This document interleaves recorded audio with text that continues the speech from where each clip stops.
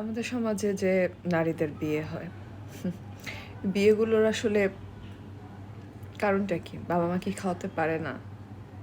কি দরকার আছে নিজের মেয়েকে পরেকে সেবা করতে পাঠিয়ে দেয়া?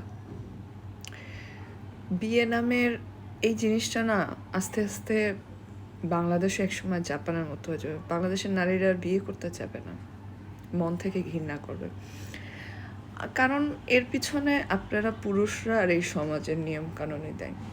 দেখুন, আপনার বাসার একটা হাঁস, মুরগি, ছাগল আপনি কিন্তু বিনা কারণে কাউকে দেন না। উইদাউট এনি ইন্টারেস্ট আপনি কিন্তু কাউকে একটা হাঁস মুরগি দেন। সেখানে বাবা তার অন্তত অনেক কষ্টের শখের একটা সন্তান, যেটা সে সারা বছর ধরে পালে। আর এখন তো বাবা মার অনেক বেশি সন্তান হয় না, একটা দুইটা তিনটা এর বেশি। এই সন্তান সারা জীবন কষ্ট করে লালন পালন করে আপনার বাসায় দেয়, সাথে ফার্নিচার দেয়, অনেক টাকা দেয়। আপনারা কি করেন? নিয়ে কাজ করান। আপনাদের মন মতো কাজ না হলে আপনাদের সমস্যা। আপনাদের মধ্যে এইটুকুন ভেদাভেদ নাই কোনটা কাজের মেয়ে আর কোনটা বউ। কাজের মেয়ে কোন কাজ করবে, বউ কোন কাজ করবে, এইটুকুন আপনাদের মধ্যে ভেদাভেদ নাই। তারপরে আসি মেয়ের বাবার কাছ থেকে। তো আপনারা এই সিজনে সেই সিজনে আপনারা বহুত টাকা নেন। যখন ওই মেয়ে দেখবে সংসার সব কিছু ঠিক নাই, হাজব্যান্ড ঠিক নাই, সবাই শুধু তার কাছ থেকে নিচ্ছে কিন্তু সে কিছু পাচ্ছে না, বিনিময়ে সম্মানও না, ভালোবাসাও না, বাবার টাকাও যাচ্ছে, এই মেয়ে আপনাদের সাথে কেন থাকবে, ওই সংসারে কেন থাকবে? কিন্তু আপনারা তখন বলবেন কি, ওর তো ক্যারেক্টার ভালো না, ওর তো ডিভোর্স হয়েছে। এরও ধরনের কথাবার্তা সমাজে বলার কারণে মেয়েরা মুখ বুঝে বাচ্চার কারণে সংসার করে। কিন্তু তখন এসে শুনতে হয় একটা মেয়ের, আমার ঘাড়ে খাচ্ছ, আমার ঘাড়ে পড়তেছ। কেউ তো চায় না তার বাপের ঘাড়ে খেয়ে থাকতে, কেউ তো চায় না আপনার ঘাড়ে এসে খেতে। আপনি কি তার বাবার মতো খাওয়াতে পারেন? আপনি কি তার বাবার মতো রাখতে পারেন? এই মেয়েটা সারাদিন যে আপনার বাবা মা, আপনার সমস্ত ফ্যামিলির সবাইকে যে সে সার্ভিস দেয়, আপনার বাচ্চাকে পালে, সব কিছু যে করে, ঘরের প্রত্যেকের একটা যদি কারো কাশি হয় সে ওষুধ নিয়ে দেয়, একটা ঘরে 10-15 জনের যদি রান্না একা করে, সবাই যদি গোগার সে খেতে থাকে, সে সারাদিন কিভাবে আপনার মতো বাহিরে পড়ে থেকে ইনকাম করবে? আর সে যদি সারাদিনে বাহিরে পড়ে থেকে আপনার মতো ইনকাম করে, তাহলে বাচ্চা কে পালবে? আপনার বৃদ্ধ বাবা মাকে কে দেখবে? তার প্রতিদানে আপনারা কি দেন?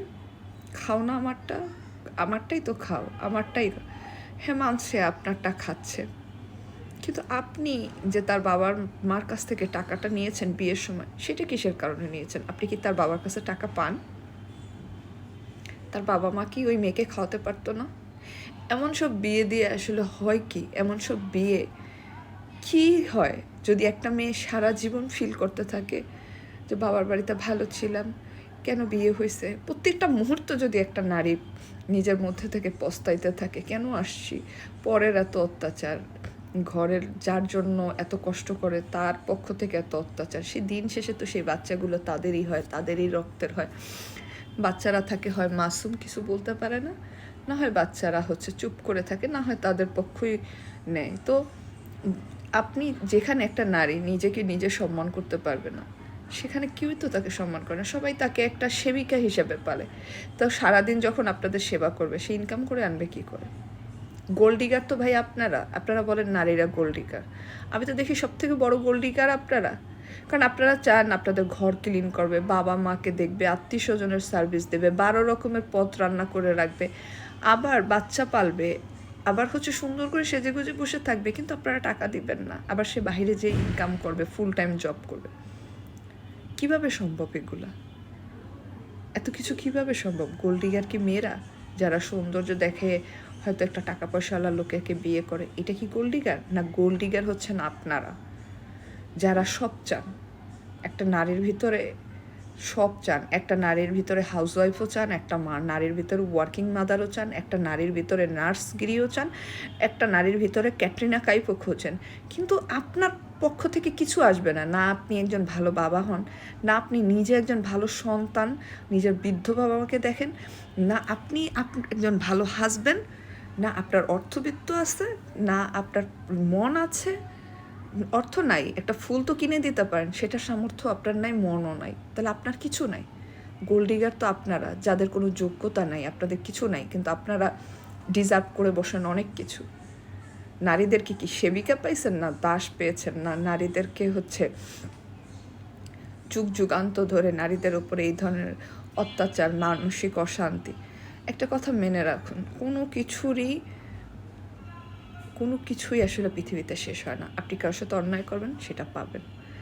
প্রত্যেকটা জিনিসের বিপরীত প্রতিক্রিয়া আছে। আপনি যখন একটা নারীকে এইভাবে মেন্টালি টর্চার করবেন, আপনার বাচ্চা ছেলে মেয়েও কখনোই ভালো হবে না। আপনার কোনো দিন টাকা পয়সায় আয় বরকত আসবে না, আপনার জীবনে কোনো সুখ আসবে না। আপনি নারীকে তার খাবারের খোঁটা দেন, এই খাবার খাওয়ানো, এই সব কিছু দায়িত্ব নেওয়ার জন্যই আপনি বিয়ে করেছেন। আর যদি আপনি এটা না পারেন, তাহলে আপনি বিয়ে করেন না, বিয়ে আপনার জন্য না।